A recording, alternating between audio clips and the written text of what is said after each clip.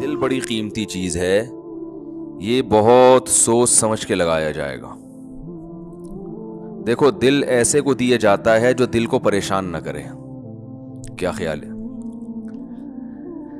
بات سے بات نکلتی ہے، موضوع چینج ہو جاتا ہے، سورہ قلم لے کے چل رہے ہیں، لیکن چلو یہ بات بھی تھوڑی سی کمپلیٹ کر دوں۔ سکون کہاں ہوتا ہے؟ دل میں نا۔ سائنٹیفک تو دماغ میں ہوتا ہے، میں بھی اس گہرائی میں نہیں جا رہا، کیونکہ بہت سے نا لوگ بیٹھے ہوتے کہتے ہیں بھائی یہ تو دماغ کی ساری، دل کا تو کام صرف پمپنگ کرنا ہے۔ تو شریعت نے تو ہر چیز کی نسبت دل کی طرف کی ہے نا، دل میں سکون، دل میں غور و فکر کرو۔ تو اس کی کیا وجہ ہے، یہ ایک الگ ٹاپک ہے۔ ابھی میں اس پہ چلا گیا نا کہ بھائی اسلام نے دل کو کیوں متوجہ کیا کہ ان کے سینوں میں دل نہیں ہے، یا ان کے دل سخت ہو چکے ہیں۔ سخت تو اصل میں ان کی کھوپڑی ہوئی ہوتی ہے، دماغ سخت ہو گیا ہوتا ہے، اثر نہیں ہو رہا ہوتا۔ تو وہ ایک الگ بات ہے، اس کے میں اشکال کے جواب دے بھی چکا ہوں، ابھی میں اس طرف نہیں جاؤں گا۔ لیکن عام محاوروں میں نسبت دل ہی کی طرف ہوتی ہے، بھائی ہم نے تمہیں اپنا دل دے دیا، اس کے تمہارے دل میں اس کی محبت نہیں ہے۔ تو اس محاورے میں آپ کی دل سے جو مراد ہوتی ہے، میری بھی فی الحال وہی مراد ہے، تاکہ بات آگے چلے نا۔ تو سکون کا محل کیا ہے؟ دل۔ خوشی کا محل کہتے ہیں جگہ۔ خوشی کس جگہ پہ ہوتی ہے؟ دل میں ہوتی ہے۔ غم کہاں ہوتا ہے؟ دل میں۔ کہنا تم نے میرا دل دکھا دیا، تم نے تو آج میرے دل کو خوش کر دیا۔ تو انسان صبح و شام سکون کے لیے کوششیں کرتا ہے، خوشی کے لیے کوششیں کرتا ہے۔ تو خوشی کے لیے انسان کی جو کوششیں ہوتی ہیں، تو جب ان کوششوں میں کامیاب ہوتا ہے تو خوشی محسوس کہاں ہوتی ہے؟ دل۔ تو پتہ یہ چلا، دیکھیں انسان خوش ہوتا ہے اپنی محبوب چیز کے ملنے سے، ایسا ہی ہے نا؟ تو دل کب خوش ہوگا؟ جب دل کو اس کی محبوب چیز ملے گی۔ دل چاہ رہا ہے یہ کھا لو، کھاؤ گے تو خوش ہو جاؤ گے۔ دل چاہ رہا ہے یہ کر لو، وہ کام کر لیا تو خوش ہو جاؤ گے۔ دل چاہ رہا ہے کہ یہ چیز مل جائے، گاڑی مل جائے، مل جاتی ہے تو دل کیا ہوتا ہے؟ خوش ہوتا ہے۔ تو سارا جو مسئلہ ہے نا وہ ہے دل کا۔ تو یاد رکھیں کہ دل کو خوش کرنے کے لیے یہ ضروری ہے کہ اس کو اس کی محبوب چیز ملے۔ تو جن چیزوں سے دل کو پہلے سے محبت ہے نا، وہ انسان کو ملتی نہیں ہے۔ ٹینشن والا مسئلہ یہ ہے۔ آپ کہیں بھائی جو اتنے لوگ خوش ہوتے ہیں ان کو ان کی دل کی پسندیدہ چیزیں مل جاتی ہیں تبھی تو خوش ہوتے ہیں نا۔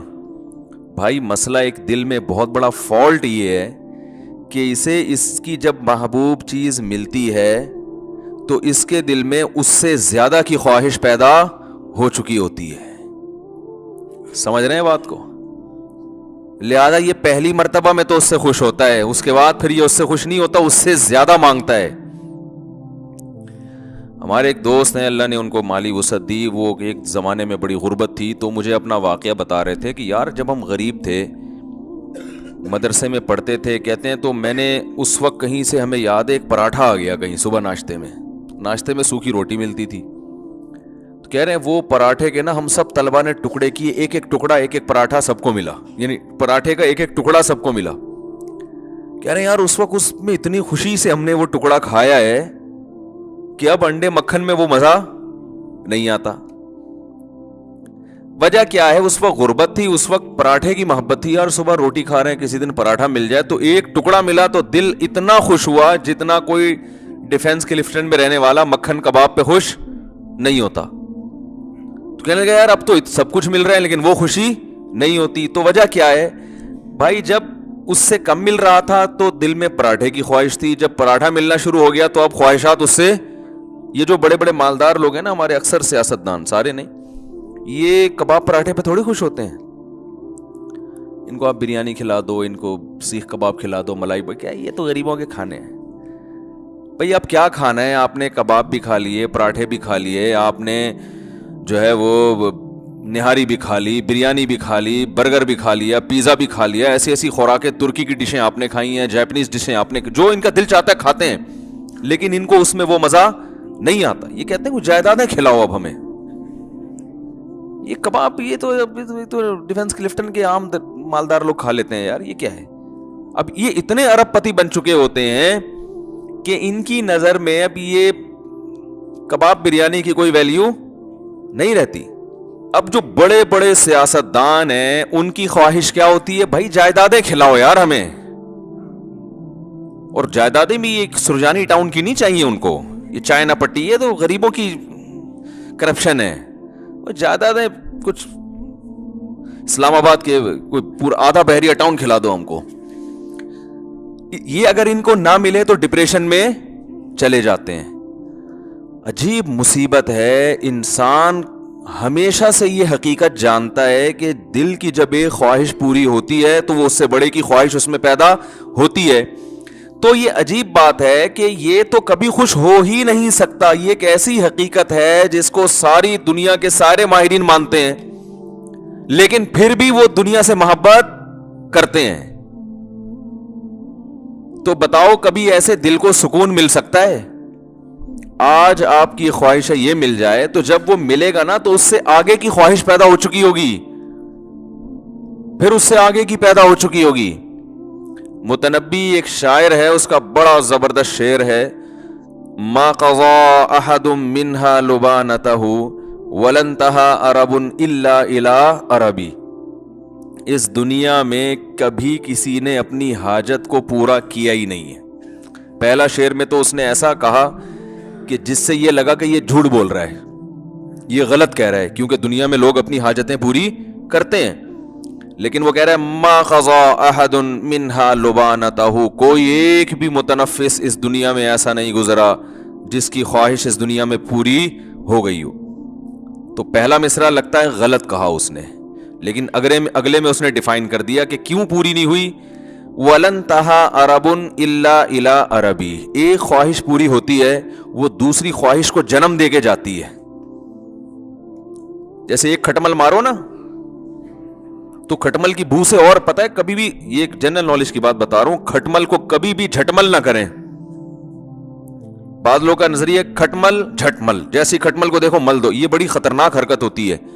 کیونکہ جب آپ کھٹمل کو ملتے ہیں نا, اس کے جو خون سے اسمیل ہوتی ہے اس سے اور کھٹمل آ جاتے ہیں. تو کھٹمل کو مارنے کے دوسرے سائنٹیفک طریقے اختیار کریں, جھٹمل والا طریقہ اختیار, اس سے اور کھٹمل, سنا ہے مشاہدہ بھی ہے, اور کھٹمل پیدا ہوتے ہیں. تو جتنے مارتے رہو گے وہ آتے رہیں گے. تو وہ دوا وغیرہ چھڑکیں یا کچھ اس طرح سے کریں. تو ما قضا احد منها لبانته ولن انتهى عرب الا الى عربی, ایک خواہش پوری ہوتی نہیں ہے مگر دوسری پیدا ہو چکی ہوتی. آپ دیکھو نا, بچے کا تو شعور ہی نہیں ہوتا, اس کے تو والدین کی خواہشات ہوتی ہیں, اس کو تو ایک وقتی چیزیں ہوتی ہیں, یہ مل جائے وہ مل جائے. شروع میں کھلونوں کا شوق ہوتا ہے, وہ مل جائیں کتنا خوش ہوتا ہے بچہ, لیکن آپ کو پتا ہے 2-4 دن میں اس کھلونے سے بور ہونے لگتا ہے. اگر بور نہ ہوتا تو والدین ایک کھلونا بچے کو دلاتے, وہ بلوغت تک وہی کام آتا اس کے. کبھی ایسا ہوتا ہے؟ ہر مہینے نیا کھلونا دلانا پڑتا ہے, اور وہ اس کا ڈیزائن بھی چینج ہو اور وہ ٹیکنالوجی میں بھی پہلے سے اچھا ہو. وہی والی اسی ٹائپ کی گاڑی دلا دی, بچے نہیں مانتے, یہ کیا, یہ تو ترقی نہیں ہو رہی. پھر جب وہ بالغ ہوتا ہے تو اس کی خواہشات بڑھ چکی ہوتی ہیں. اب اسے جھوٹی موٹی کی گاڑی نہیں چاہیے, اب اسے سچی مچی کی گاڑی چاہیے. بچپن میں تو گاڑی مانگتا ہے, ابا کھلونا لا کے دے دیتے ہیں, وہ اسی پہ خوش ہوتا ہے. اب اسے سچی مچی کی چاہیے. پھر جب اس کو گاڑی مل گئی تو پھر اس کو اس سے اوپر کی گاڑی چاہیے, گھر چاہیے, بنگلہ چاہیے, اچھی بیوی چاہیے, اولاد چاہیے. جب یہ ساری چیزیں مل گئیں تو ابھی اس کی خواہشات پوری نہیں ہوئی ہیں. پھر وہ اپنی اولاد کے لیے سوچنا شروع کر دیتا, میری اولاد کو ایجوکیشن چاہیے.